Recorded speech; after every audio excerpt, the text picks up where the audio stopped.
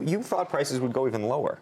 I still do. You still do? I still do. I think, the boat got loaded to one side. We had a record short interest in the futures.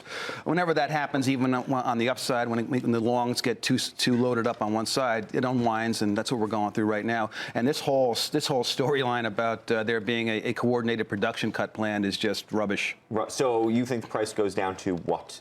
I remember there was a point where you thought you were going to $20. I think 18. I still think we're going to get that low because things are going to get real ugly, like I've been talking about over the next several weeks now as we get into the heart of refinery maintenance season. They're going to they have to retool to make a different type of gasoline and emphasize gasoline for the summer driving season.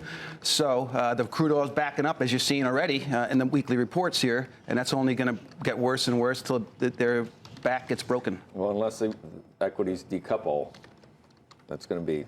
We're going to strap ourselves in for what happens in the stock market then. Yeah, I'll tell you, some of the support this morning, Joe, is certainly from that Bank of Japan move. But I'll tell you, the oil market hasn't liked the prospect of a yuan devaluation, and that's been in the market as well. So this currency war thing could reverberate through commodities in a way that I'm not entirely sure of, but I think it's going to be negative too. But the stock market has really not shaken off the correlation with oil. And if we go down from 33 to 18, I don't know how many 200 and 300 point down days in the stock market that would be.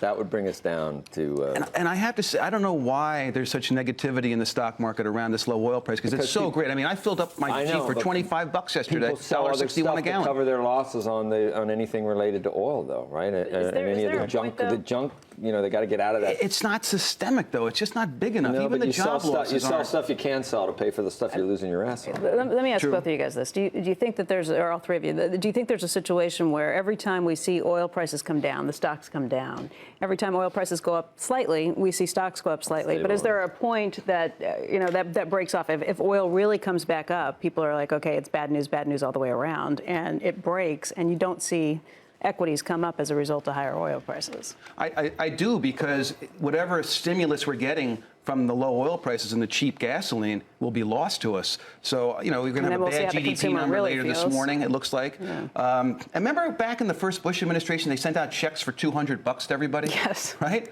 This is the equivalent of that, more so, or 10 times over. And so I think that's really helping to support the consumer. I worry it's a damned if you do, damned if you don't situation. Again, it shouldn't be taking down the stock market the way it has. I think there's more worries out there in terms of the manufacturing slowdown and other things. This is nothing but stimulative and positive for the economy. It just is.